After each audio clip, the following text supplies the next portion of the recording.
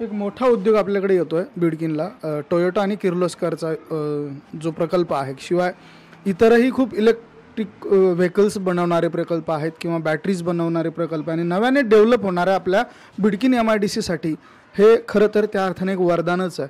आणि येणाऱ्या काळात एवढं मॅन्डेटने सरकार आता येतं आहे, तर कसा विकास होऊ शकेल? आणि याच मुद्द्यावर सावे साहेबांनी मग छत्रपती संभाजीनगर जिल्ह्याचा औद्योगिक विकास बघता त्यांनी उद्योगमंत्री व्हावं का?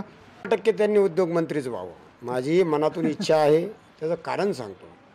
हा माणूस निस्वार्थी आहे राजकारणामध्ये. कारण त्यांच्याकडे सगळं, त्यांचे वडील खासदार होते, त्यांच्याकडे इंडस्ट्री आहे, गडगंज संपत्ती पण आहे, त्याच्याबद्दल दुमत नाही. हा माणूस लालची नाही राजकारणातला. मी तुम्हाला सांगतो, माझं गाव कुठे, काय संबंध माझ्या गावाचा अतुल सावे साहेबांचा. अहो, तांडा वस्तीमध्ये जायला रस्ते नव्हते. हजारो कोटी रुपये त्यांनी तांडा वस्तीसाठी, त्यांच्याकडे जे खातं होतं, त्यांनी काही असं पाहिलं का? मग पैठणमध्ये माझा मतदारसंघ नाही, औरंगाबाद फुलंब्री मतदारसंघात माझा मतदारसंघ नाही. निधी देताना त्यांनी एकच बघितलं की झुग्गी झोपडीवर, तांडा वस्तीवर, वाड्या वस्तीवर ती काम होण्यासाठी त्यांनी धनाधन पैसे टाकले.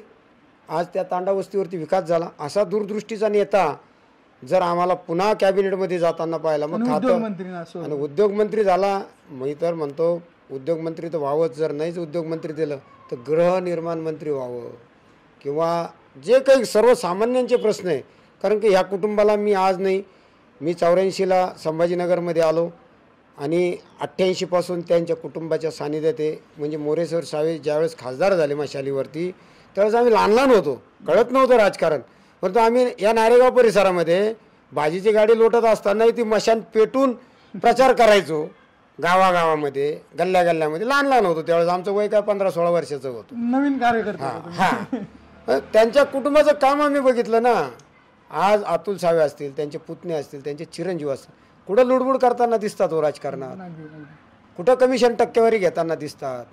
क्लीन इमेजचा माणूस आहे आणि गेली 15 वर्ष या राजकारणामध्ये आहे. छत्रपती संभाजीनगरच्या सर्वांगीण विकासामध्ये पालकमंत्री या नात्याने जालना जिल्ह्याचा देखील विकास त्यांनी साधलेला आहे. तर आता अशा या सगळ्या परिस्थितीवरती तुम्ही ज्यांच्यासाठी खूप सारी मेहनत केली, मागचे 1.5-2 महिने तुम्ही रात्रीचा दिवस केला, असे तुमचं नेतृत्व हे कॅबिनेटमध्ये असावं अशी तुमची इच्छा आहे? 100% सावेसाहेब कॅबिनेट झालेच पाहिजे. ते त्यांच्या स्वतःसाठी. मी दुपारी तिथे बाईट दिल्या. मी ज्या ठिकाणी अभिषेक केला गोल्डेश्वर महादेव मंदिरावरती, जवळजवळ आम्ही 250-300 लोक होतो, महिला पण 100-150 आल्या त्या.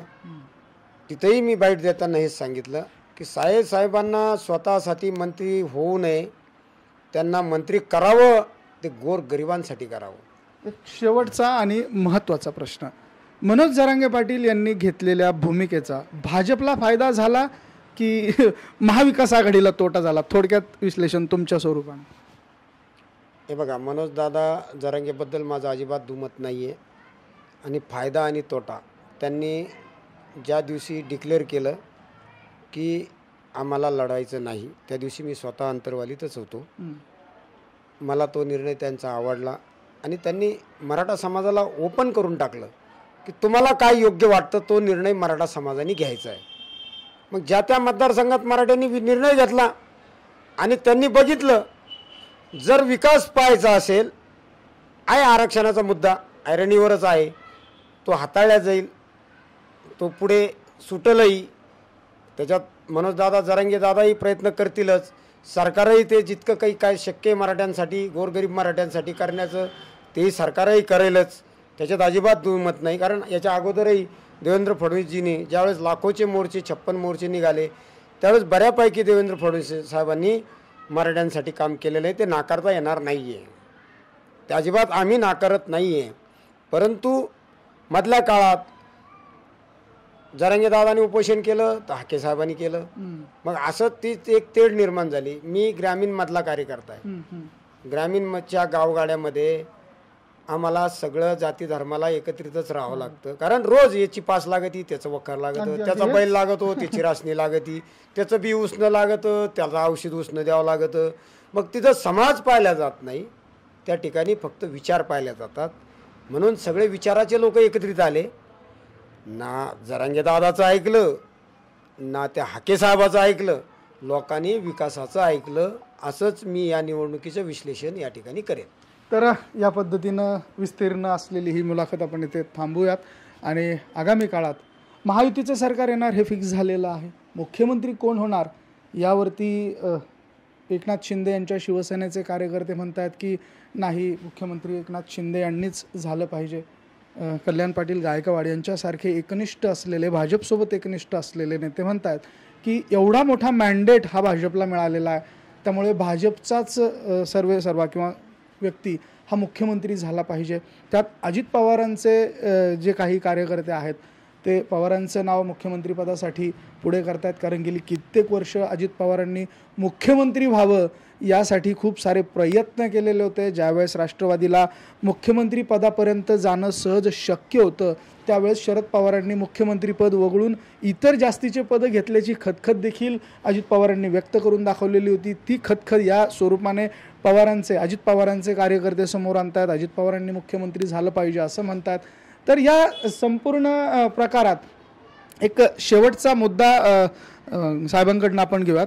तर काय सांगाल? हे बघा, पवारसाहेब तर फार मोठे नेते, त्यांच्याबद्दल मी जास्त बोलू शकणार नाही. परंतु जे पवारसाहेबांना जमलं नाही ते देवेंद्र फडणवीस साहेबांनी जमवलं. हां, चाणक्य हे आता देवेंद्र फडणवीस यांना संबोधलं जात आहे वर्तुळात, राजकीय वर्तुळात. खरोखर चाणक्य आहे, कारण निस्वार्थी आहे. तुम्ही एक मुद्दा आत्ता बोलताना सांगितलं की पवारसाहेबांनी अजितदादांना जास्त पदे घेतले पण मुख्यमंत्री केलं नाही.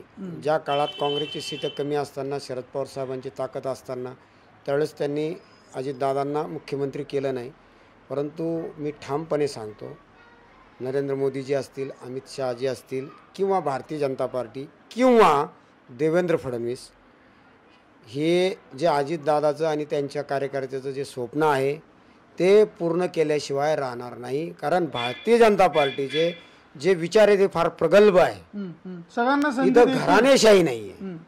इथे कल्याण गायकवाड सारखा बी जिल्ह्यावर काम करतो, एक सर्वसामान्य कुटुंबातला माणूस, जो कधी काळी कामगार होता. यस, कामगार काय, मी भाजीची गाडी लुटली, 8 रुपये रोजानी कब्बाशा धुतल्यात कॅन्टीनला, अशा माणसालाही सुद्धा ते जमिनीवरून उचलून एका पातळीवर नेत आहे. हे विचार फक्त भारतीय जनता पार्टीकडे आहे. आज मोदी साहेब असतील किंवा अमित शहा साहेब असतील किंवा देवेंद्र फडणवीस असतील किंवा अनेक आमदार खासदार असतील, हे सर्वसामान्य कुटुंबातून आले ना. मग ते अटलजीच्या काळात काही आले, अडवाणीजींच्या काळात काही आले, काही मुरली मनोहर जोशी साहेबांच्या काळात काही आले, आणि आता बहुसंख्य मोदी साहेबांच्या आणि अमित शहा साहेबांच्या, देवेंद्र फडणवीस साहेबांच्या काळातही ते आले. सर्वसामान्य लोक या ठिकाणी आले आणि त्याला जोड घातला बाळासाहेबांनी.